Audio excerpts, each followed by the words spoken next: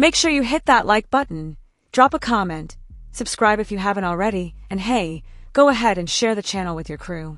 Now let's jump right into it because we got some fresh news, and I mean hot off the press type stuff. Just about a few hours ago, it became official, Chloe Bibby, yeah, Red Kryptonite herself, has been signed by the Indiana Fever for the rest of the season. And this ain't like the hardship deal from earlier. Nah, this is different. This time around, they didn't wait it out. No hesitation. They just went ahead, pulled the trigger, and locked her in. Rest of the season. No messing around. Personally, I love it for the Fever. She brings toughness, shooting, grit, everything you want off that bench. But let me just say this, it kinda says something about the front office too, doesn't it? Because if we're keeping it real, their best moves this year, they didn't come in the off-season. They came during the season. We're talking Ari McDonald, now Chloe Bibby. That tells you something. Now here's where it gets interesting. We've already seen some reactions coming in. Fans are split. Some people are hyped. Others are like, why now? So I want to hear from you. Yeah, you watching right now. What do you think? Was this the right call for the Fever? Should Bibby have been on this roster from the jump? So check this out. Chloe Bibby. Yeah, Red Reaper, Aussie Assassin, whatever you want to call her, she's officially in. Fever signed her for the rest of the season. She's 6 feet 2 inches, 194. Compare that to Brianna Turner, who's 6 feet 3 inches, 175. Bibby's got that stronger frame, and here's the real kicker, she's a stretch 4. That's not me saying it, that's Coach Steph White herself. She's a stretch forward, she's a shooter. We haven't had that. So when all else fails, just pick and pop. Phew, that tells you exactly what the plan is. Now listen, Bibby's not just a one-position player. She's got that guard-forward versatility, which is huge.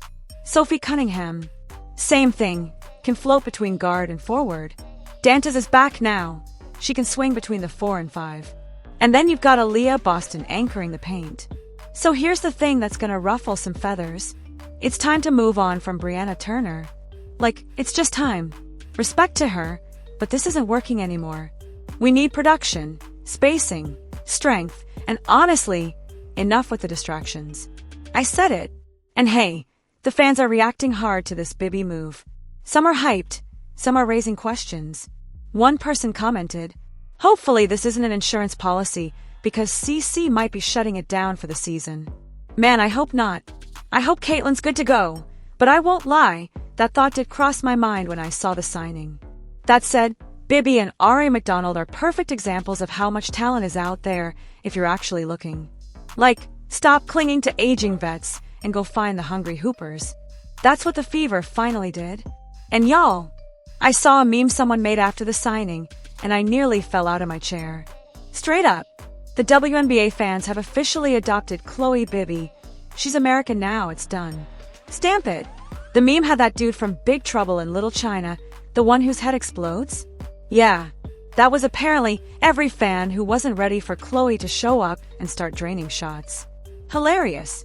Oh, and let's address the Kelsey Mitchell convo real quick because I see it brewing in the comments too. People saying she's heating up? Yeah, for the past 3 weeks, absolutely.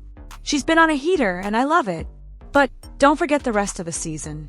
Before the stretch, she wasn't shooting all that well, and I said it in almost every game reaction. Now, once Caitlin Clark is fully back and healthy, let's be real, Kelsey's shot volume is gonna dip. And when that happens, so will her scoring numbers. Let's just keep an eye on it. Look, I like Kelsey's fire. She's a competitor, and I hope she's one of those players who's gonna step in and stand up when someone gets physical with Caitlin. We need that energy. Final word, Bibby is a dub. This is a great signing. She's smart, tough, versatile, and most of all, she fits. Let me know what you think. Was this a long overdue move? Should the Fever finally cut ties with Brianna Turner? And is Chloe Bibby going to be one of those under-the-radar pickups that changes how this team looks going forward? Yeah, look, I think this is a perfect opportunity for the Indiana Fever to finally move on from Brianna Turner. I mean, real talk, what is her impact on this team right now? She's getting 0 minutes. 0. So my question is, why is she still here? We don't need her anymore.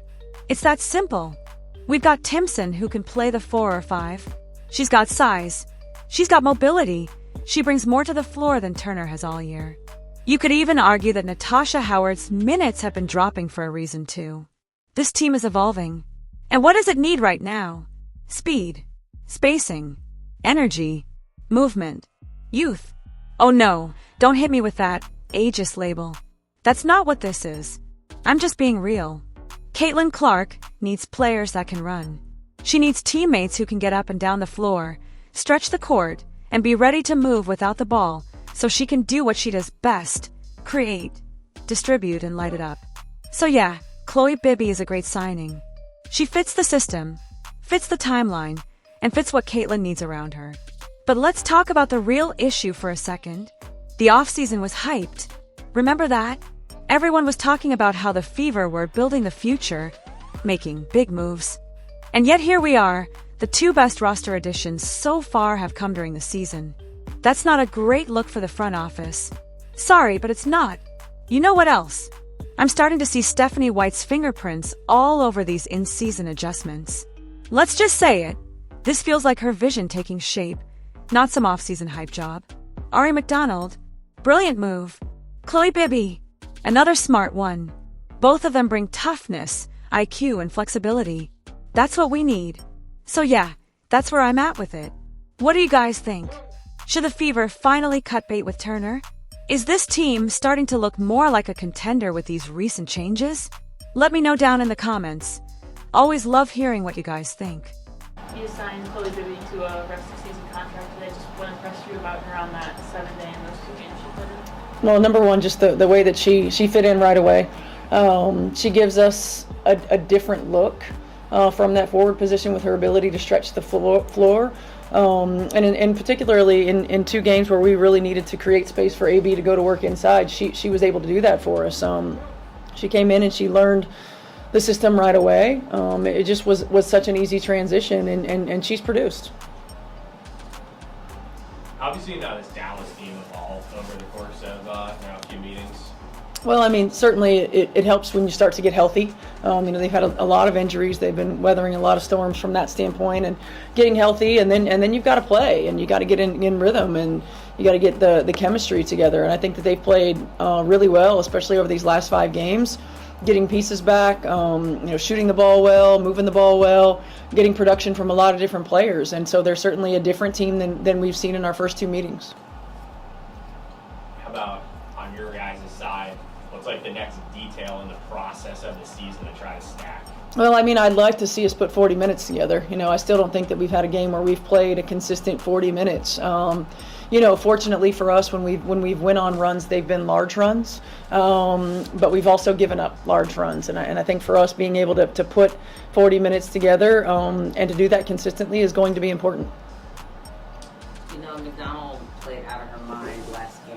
What have you seen in her just from a leadership standpoint or work ethic and what she's been doing in practice? Yeah, I mean, I think the biggest thing with Ari is that she's dependable. And she's dependable, not always for production, but she understands the impact that she can make in the game, and she understands how to do it. Starting it on the defensive end, pushing pace, dictating tempo, getting to the rim, creating shots for her teammates. All of those things, and she's got an incredible awareness, and so she understands when she's hot, and she understands when somebody else is hot and how to get them the ball. But I've just been really proud to see her confidence grow in our system, and the ownership that she's taking and being that leader on the floor for us. And then just piggyback off of that, Mitchell, who had an uncharacteristic night, but it goes to the strengths of how many players on the team can get hot at any time. What have you seen working just within the offense? Yeah, I mean, I think it makes us tougher to scout, number one, when you've got production coming from multiple players, and the willingness of our team to just let the ball find the hot hand, let the ball find the right shot. We are at our best when the ball is moving and when it's popping, and so I think it would have been very easy for us to try to get Kelsey going, so to speak. In the last game, I thought she got some quality looks and just didn't have it, but everyone else was ready and everybody else stepped up, and that's one of the greatest strengths about having a deep team, and I'm proud of our group for continuing to trust the system, to trust one another, and to allow us to get to this point where we can rely on, 9, 10 players deep.